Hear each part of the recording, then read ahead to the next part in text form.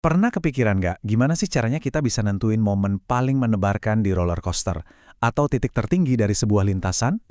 Nah, hari ini kita bakal bongkar salah satu alat matematika paling ampuh untuk menjawab pertanyaan-pertanyaan kayak gitu. Turunan. Coba deh bayangin, kita lagi ngerancang roller coaster ini. Biar seru tapi tetap aman, kita itu perlu tahu persis di mana puncaknya, di mana turunan paling curamnya, dan di mana lembahnya.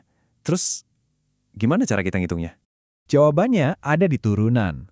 Dan meskipun namanya kedengeran teknis banget, ide intinya itu sebenarnya sederhana loh. Semuanya itu tentang memahami perubahan. Yuk kita lihat lebih dalam.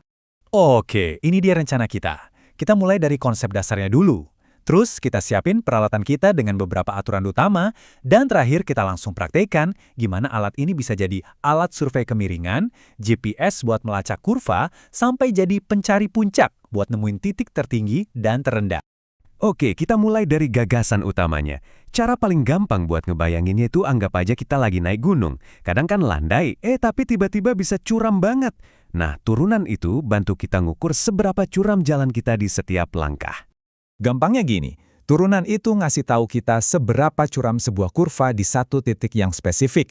Anggap aja ini kayak pengukur kecuraman instan buat setiap lokasi di grafik. Nah, buat nyari kecuraman ini, kita nggak perlu nebak-nebak kok. Udah ada aturan mainnya yang bisa kita pakai. Anggap aja ini perkakas di kotak peralatan kita. Yuk, kita lihat apa aja isinya. Ada 3 aturan dasar yang bakal sering banget kita pakai. Pertama, turunan dari angka doang, konstanta, itu 0. Logis kan? Soalnya garisnya datar, jadi nggak ada kemiringan. Kedua, buat fungsi kayak AX, turunannya ya cuma A-nya aja. Simple.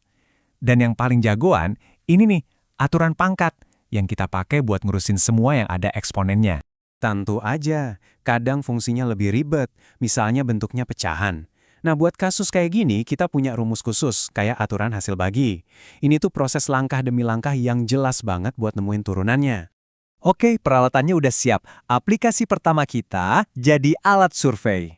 Turunan itu bisa ngasih kita kemiringan yang super presisi dari sebuah garis singgung. Itu loh, garis yang cuma nyentuh kurva di satu titik aja. Nah, disinilah kerennya. Turunan yang kita tulis f aksen x itu secara matematis adalah gradien atau kemiringan dari garis singgung di titik itu. Jadi, keduanya itu hal yang sama persis. Jadi, prosesnya selalu kayak gini. Kita cari turunan fungsinya, terus masukin nilai x dari titik yang kita mau, dan dapat deh. Hasilnya itu adalah kecuraman kurva yang pas banget di lokasi itu. Praktis kan? Oke, tadi kan kita udah bisa ngukur kemiringan di satu titik. Sekarang, gimana kalau kita petain seluruh perjalanannya? Nah, disinilah turunan berfungsi kayak GPS buat kurva. Dia nunjukin ke kita arah geraknya kemana. Aturannya gampang banget diingat. Kalau turunannya positif, artinya kemiringannya ke atas, jadi fungsinya lagi nanjak. Sebaliknya, kalau turunannya negatif, kemiringannya ke bawah, dan fungsinya lagi nurun. Grafik ini nunjukin hubungannya dengan jelas banget. Di area di mana kurvanya naik, nilai turunannya itu pasti positif. Dan sebaliknya, di mana dia turun, nilai turunannya ya negatif. Titik-titik di mana turunan sama dengan 0 itu penting banget. Kita bisa sebut ini titik balik, di mana arah fungsi bisa aja berubah dari naik jadi turun, atau sebaliknya. Dengan nemuin titik-titik ini, kita jadi bisa memetakan seluruh perjalanan kurva itu.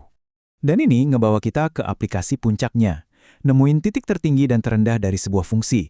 Kalau di dunia nyata, ini artinya kita bisa nemuin keuntungan maksimum, biaya minimum, atau efisiensi paling puncak. Ingat kan titik-titik di mana turunan sama dengan 0 tadi? Nah, itu kita sebut titik stasioner. Inilah puncak gunungnya, dasar lembahnya, atau dataran landai dalam perjalanan fungsi kita. Pokoknya, di titik ini kemiringannya persis 0. Maksimum lokal itu terjadi pas di puncak bukit, di mana fungsi berubah dari yang tadinya naik jadi turun. Sebaliknya, minimum lokal itu ya dasar lembahnya, tempat fungsi berubah dari turun jadi naik. Terus gimana kita bisa yakin kalau sebuah titik stasioner itu beneran sebuah maksimum? Kita perlu lihat perilaku di sekitarnya. Ada pola yang spesifik banget dari tanda turunannya. Polanya gini, sebelum nyampe puncak, fungsi kan lagi nanjak, artinya turunannya positif. Pas banget di puncak, turunannya 0. Dan abis itu, fungsinya mulai nurun, yang berarti turunannya jadi negatif. Nah, pola positif 0 negatif inilah ciri khas dari sebuah maksimum. Buat minimum juga sama. Cuma polanya kebalik. Dia juga punya sidik jari matematisnya sendiri. Kalau di sini, fungsi lagi nurun. jadi turunannya negatif. Terus dia nyampe dasar lembah, turunannya jadi 0, dan abis itu mulai nanjak lagi dengan turunan yang positif. Pola negatif, 0, positif ini jadi konfirmasi kalau kita udah nemuin sebuah minimum.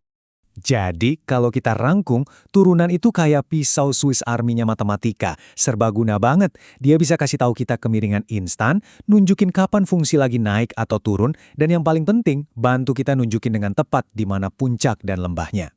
Kemampuan buat nemuin titik maksimum atau minimum inilah yang bikin turunan itu fundamental banget. Mau itu buat maksimalin untung, minimalin biaya, atau nemuin jalur paling efisien, semuanya berawal dari pertanyaan simple. Di manakah turunannya sama dengan 0?